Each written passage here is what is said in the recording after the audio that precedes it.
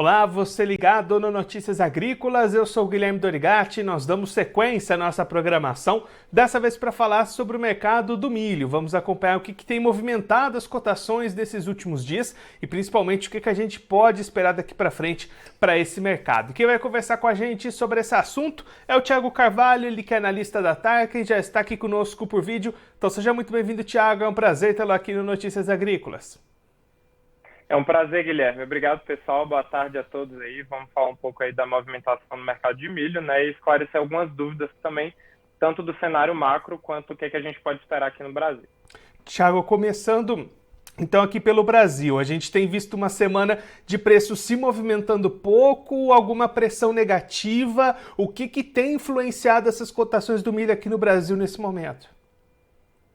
Perfeito. A gente tem aí, Guilherme, o início de outubro que promete manter os mercados tensos, né? Tanto no nível global quanto no câmbio brasileiro aí. A gente vê que primeiro na sexta-feira passada, em meio a um quadro político aí e econômico meio conturbado, o USDA ele surpreendeu, né? Corrigindo a produção de milho norte-americana de 2021 para baixo, e isso faz com que reduza também os estoques de passagem para 21, 22. Essa mudança aí na questão da movimentação americana influencia, é claro, no preço brasileiro diretamente. A gente vê também um impacto aí das eleições, né?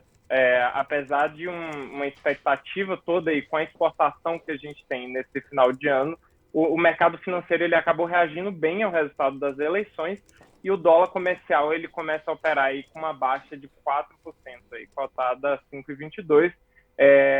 E apesar da gente saber que os preços, né, e os prêmios de exportação do milho vão subir a médio prazo, a gente não tem dúvida disso, a gente entende que o principal fundamento aí que sustenta a projeção de uma alta de exportação é a falta de milho aí no mercado internacional.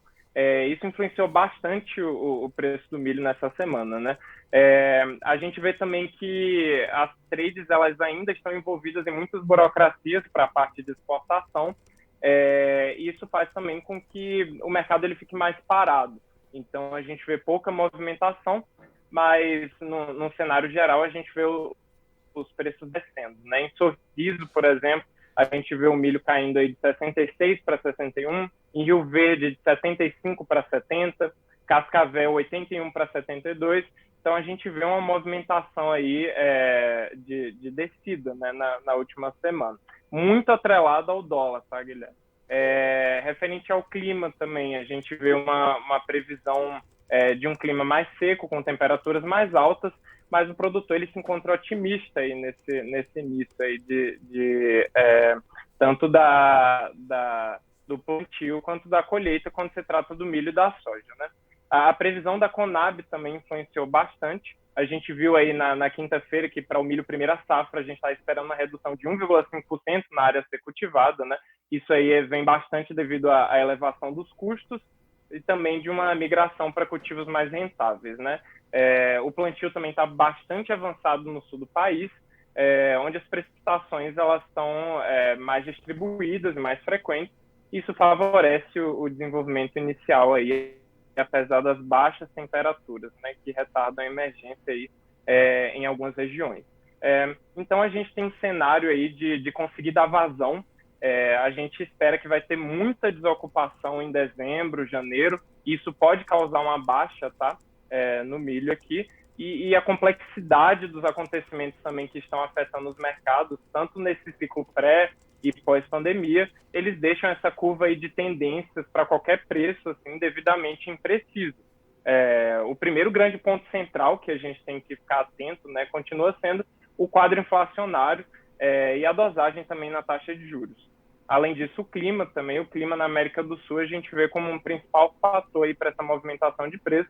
A gente ainda está em ano de laninha e a atenção é bastante importante para isso nos próximos meses.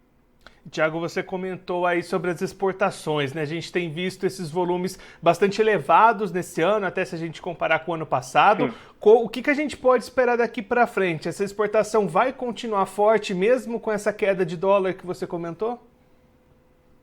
A gente viu até uma diminuída aqui nessa semana, mas a tendência ainda continua de ser forte, né? As exportações brasileiras elas seguem um bom ritmo elas demonstram uma demanda global agora centralizada entre dezembro e janeiro. Ela já vai estar limitada aí para fevereiro. Isso acontece diante de uma logística brasileira, né? A gente está vendo aí, a gente está na véspera de uma super safra de soja, né, Guilherme? Então a gente sabe que o produtor ele vai estar atento a isso a partir ali de fevereiro, final de janeiro. Então a gente sabe que tem um limite, tá, para ter essa atenção toda à exportação.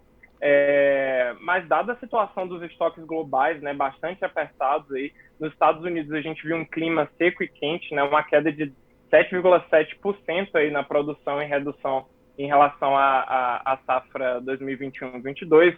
Na Europa a gente viu seca também, um forte calor, então teve uma queda aí de 17,2% no que estava previsto. E na China também, principalmente ali no sudoeste, né, com arroz e com milho também, por conta do calor, a gente vê uma redução aí de 25,2%. Esse cenário aí internacional fazem com que a exportação do milho aqui no Brasil ela entre em destaque. A gente viu também que na safra, por exemplo, você comentou do ano passado, mas em 2001, 2002, a gente exportava, por exemplo, 2,5 milhões de toneladas. Se a gente for pensar aí nas estimativas da Conab, agora a gente está falando de 37 milhões de toneladas aqui para a gente escoar para o mercado internacional. E em 2019 a gente bateu o recorde disso, né, com 42,8 milhões de toneladas. Agora, para setembro, a gente fechou com um volume de mais de 6 milhões e meio de toneladas para embarcar, sendo que 95% aí dessa quantidade já está embarcado.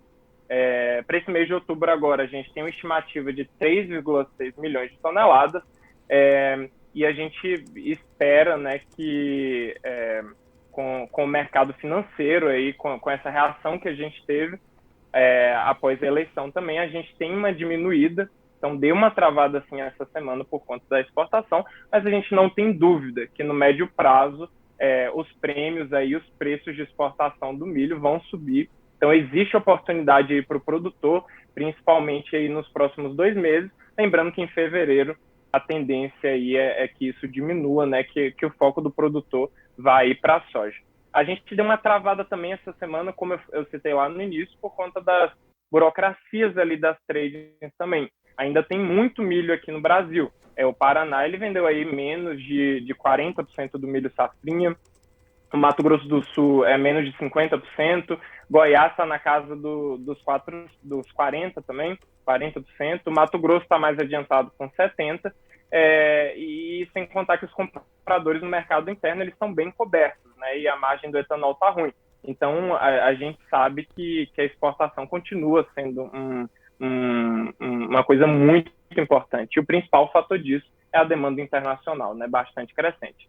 No curtíssimo prazo, a gente vê, então, uma problemática aí, principalmente relacionada ao dólar. Não está vantajoso hoje você já focar nisso, mas a gente sabe que no médio prazo isso tende a ser bastante importante, a exportação aqui no Brasil. A gente continua bastante otimista aí para esse fim de ano, tá? Então, Thiago, esse produtor que ainda tem essa quantidade grande de milho da segunda safra que você destacou, né, e esses números estaduais. Então, nesse momento, não é muito interessante ele participar do mercado, mas daqui a pouquinho vai aparecer oportunidades boas. Perfeito, exatamente.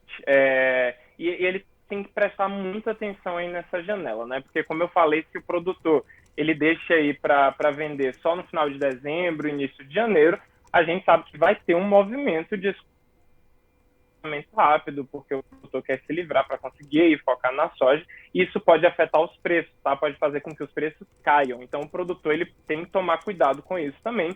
É óbvio que ele tem que estar atento ao câmbio, né? A gente sabe que no momento específico agora, ele pode dar uma esperada, mas logo ele já tem que pensar no escoamento aí desse milho, senão isso pode ficar mais preocupante quando a gente entra aí no período de foco aí maior na soja, tá? E, Thiago, agora pensando num movimento mais macro, nesses preços do mercado internacional, você destacou já vários pontos que têm influenciado essas cotações, né? A gente teve um momento de baixas atreladas às movimentações econômicas, medo de recessão, depois essas questões de oferta, de demanda deram uma subida nesses preços. O que deve pesar mais daqui para frente? É esse setor econômico para baixo ou essas questões de oferta para cima? Hoje a gente começou, por exemplo, com os preços futuros do milho aí praticamente inalterados, né? A gente viu levemente eles mais altos aí na Bolsa Brasileira. A gente viu que as principais cotações elas estavam flutuando aí na faixa entre R$ 86,00, 41 e 94 aí por volta da manhã que a gente viu. Mas os contratos de milho assim, de Chicago eles estão se estabilizando após a queda que a gente viu, né? Os investidores eles estão se preparando para que os dados dos empregos ali nos Estados Unidos eles sejam o mais recente indicador de risco de recessão. Então eu ficaria bastante atento aí a esses dados aí de emprego, tá, que vão sair. E os traders também estão avaliando muitos riscos para o fornecimento de grãos ali do Mar Negro, né? Eu acho que esses dois fatores aí merecem bastante atenção nas próximas semanas.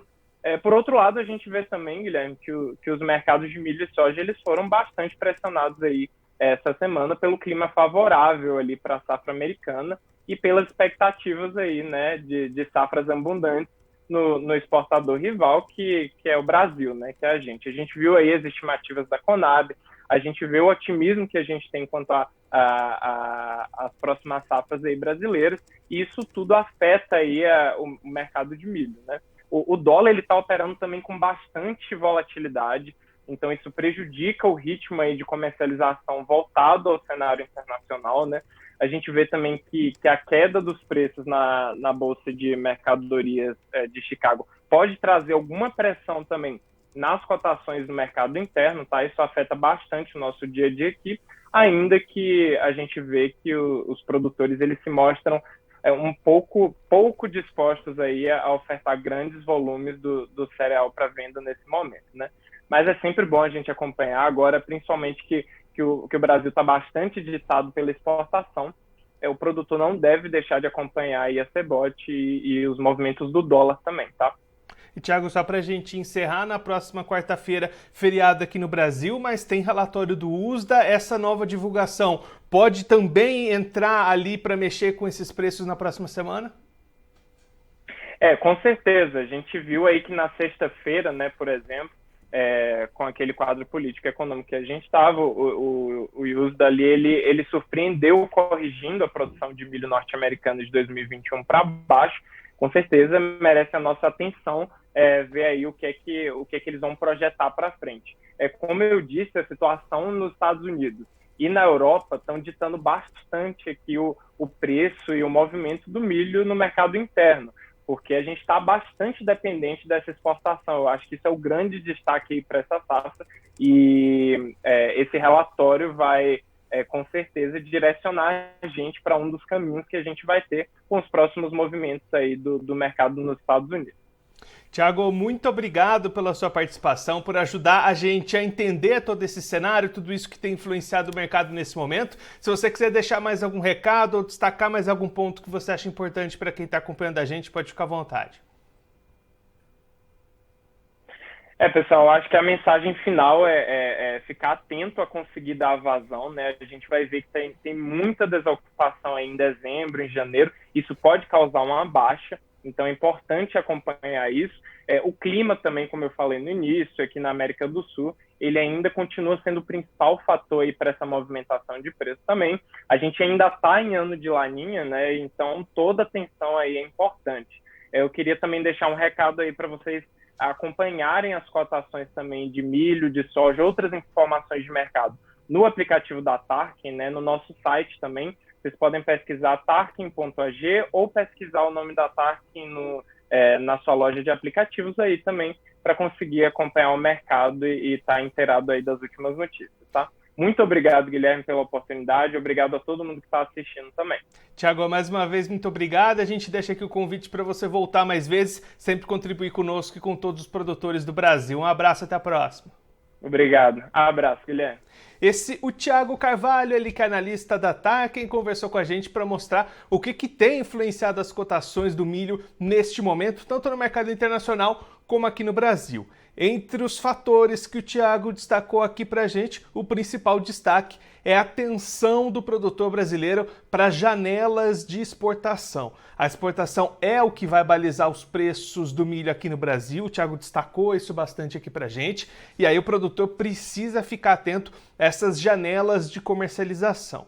Neste momento e para o curto prazo, o Thiago trazendo uma situação de queda no dólar, o que puxa esses preços nos portos para baixo, então não seria muito interessante essa comercialização neste momento, mas o produtor também não pode esperar muito. A partir de fevereiro, toda a logística de exportação deve ser revertida para a safra de soja, que promete ser bastante robusta aqui no país, então a janela de exportação deve ficar bastante aquecida, com muitas vendas de milho entre dezembro e janeiro. Isso também pode puxar os preços para baixo, então o produtor precisa ficar atento, observando essas movimentações cambiais e aproveitando as oportunidades que podem aparecer entre essas janelas de exportação para conseguir vendas positivas e boas margens de rentabilidade para a negociação da sua safra de milho que ainda está bastante disponível aqui no país. O Thiago até trouxe os números estaduais, mais da metade desse milho ainda disponível aqui no Brasil para negociação, então até por isso esse grande volume o produtor precisa ficar atento e aproveitando essas janelas de comercialização. Agora, antes da gente encerrar, vamos conferir como é que estão as cotações neste momento dos preços futuros do milho, começando pela Bolsa de Chicago, a CBOT, aí na tela para você acompanhar o vencimento dezembro 2022, sendo cotada a $6,81 o bushel, alta de 5,75 pontos. O março 23 valendo $6,88 o bushel, alta de 5,25 pontos.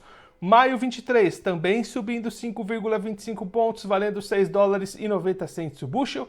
E o julho 23 valendo $6,84 o bushel, alta de 4,25 pontos. Agora a Bolsa Brasileira, a B3, também alta novembro 22, valendo R$ 86,41 a saca, alta de 0,43%. O janeiro 23 valendo R$ 91,48 a saca, alta de 0,29%.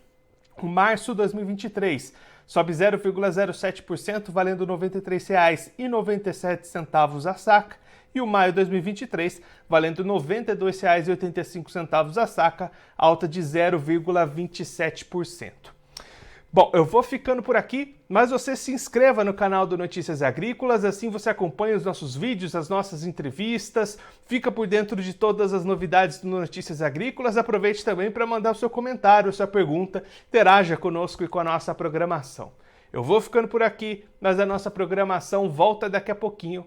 Notícias Agrícolas, 25 anos ao lado do produtor rural.